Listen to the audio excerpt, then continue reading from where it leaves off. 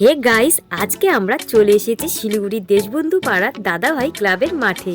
তো দেখতেই পাচ্ছ আমাদের টিকিট কাটা হয়ে গেল। এবার আমরা মেলার ভিতরে চলে আসলাম। আজকের দিনটি মেলার শেষ দিন হওয়ায় প্রচুর লোকের ভিড় হয়েছিল। অন্যান্য বছরের তুলনায় এবারে খাবারের আইটেম অনেক বেশি ছিল। শেষ দিন থাকায় এত লোকের ভিড় হয়েছিল যে খাবারের দোকানগুলোতে কি খাবার বিক্রি হচ্ছে সেটা দেখা যাচ্ছিল না, শুধু মানুষের ভিড় দেখা যাচ্ছিল।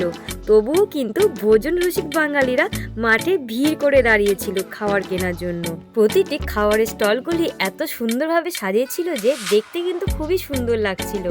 আরেকটি কথা না বললেই নয়, মেলাটির নাম উত্তরে খাইবার পাস হতে পারে, কিন্তু মেলার উত্তরবঙ্গের থেকে আসা স্টল কিন্তু খুবই কম ছিল।